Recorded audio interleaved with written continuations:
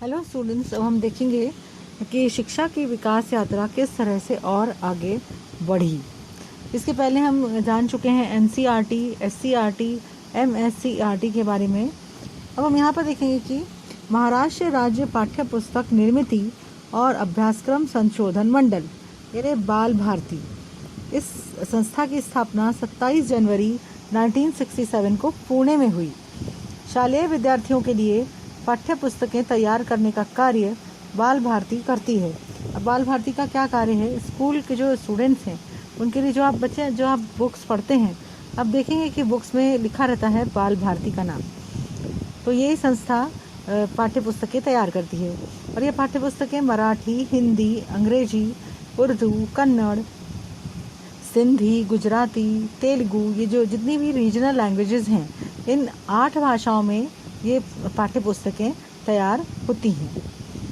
अब नेक्स्ट है राष्ट्रीय शैक्षिक नीति 1986, नेशनल एजुकेशन पॉलिसी 1986। अभी जो न्यू एजुकेशन पॉलिसी आई है वो इतने सालों के बाद आई है। इस नीति के अनुसार बदलते समाज की आवश्यकताओं को ध्यान में लेकर प्राथमिक, माध्यमिक और उच्च माध्यमिक शिक्षा में मौलिक परिवर्तन लाए गए।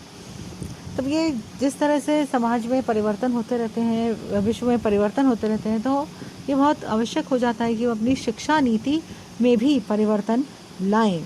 तो बदलते हुए समाज की ज़रूरतों को ध्यान में रखकर प्राथमिक, माध्यमिक और उच्च माध्यमिक शिक्षा में बहुत सारे चेंजेस लाए गए।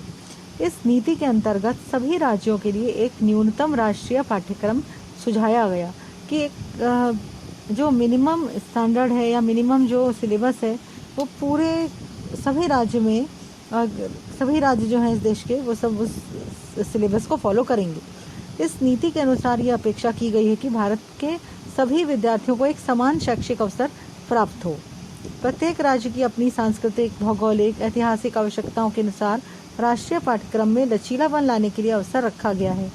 एक जो मिनिमम जो सिलेबस है वो सेम रहे, लेकिन जो हर राज्य की अपनी कल्चरल जो हेरिटेज है वो अलग है, वहाँ की भौगोलिक परिस्थितियाँ अलग हैं, ऐतिहासिक आवश्यकताएं अलग हैं, तो उसके अनुसार उसको ध्यान में रखते हुए राष्ट्रीय पाठ्यक्रम में थोड़ा सा लचीलापन है, फ्लेक्सिबिलिटी है।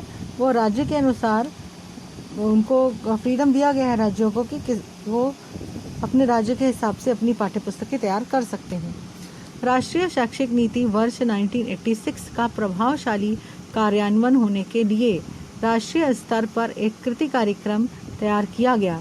इसी कृति कार्यक्रम पर आधारित प्राथमिक शिक्षा पाठ्यक्रम 1988 तैयार किया गया। इसके बाद 1995 में एक क्षमताधिष्ठित प्राथमिक शिक्षा पाठ्यक्रम लाया गया। तो जब प्राथमिक शिक्षा पाठ्यक्रम 1988 का कार्यान्वयन किया जा रहा था, तो तभी राष्ट्रीय स्तर पर न्यूनतम अध्ययन क्षमताएं निश्चित करने के लिए डॉक्टर R.H. दवे की अध्यक्षता में एक समिति गठित की गई। दवे समिति ने भाषा, गणित और परिसर अध्ययन, ध्यान देंगे बच्चों, अब इसमें कौन सी चीज़ें बहुत महत्वपूर्ण है, वो है भाषा, लैंग्वेज, गणित, मैथ्स और परिसर अध्ययन, एनवायरनमेंट एजुकेशन विषयों के लिए 5वीं कक्षा तक की न्यूनतम अध्ययन क्षमताओं की तालिकाएं विकसित की। इनमें यह दर्शाया गया था कि एक ही कक्षा की क्षमताएं किन क्रमों से विकसित होनी चाहिए, और इसके अंतर्गत कुछ टीचर्स को ट्रेनिंग भी दी गई थी। और एक बहुत बड़ी जो क्रांति आई एजुकेशन के फील्ड में, वो आई उपग्रह के उपयोगों से। तो हम देखेंगे कि किस प्रकार से उपग्रह का उपयोग किया गया। वर्ष 1975 में शैक्षिक उद्देश्यों के लिए उपग्रह का उपयोग करने में भारत ने सफलता पाई। इसमें इसरो के वैज्ञानिक एकनाथ चिटनिस ने महत्वपूर्ण भूमिका निभाई। अहमदाबाद के स्पेस एप्लीकेशन सेंटर के अंतरिक्ष उपयोग केंद्र के मार्गदर्शन में शैक्षिक उद्देश्य के अंतर्गत साइट का फुल फॉर्म है सैटेलाइट इंस्ट्रक्शनल टेलीविज़न एक्सपेरिमेंट, किस प्रकार से हम उपग्रह का उपयोग करके और टेलीविज़न के माध्यम से या और अन्य माध्यमों से हम शिक्षा दे सकते हैं, ऐसा प्रयोग किया गया।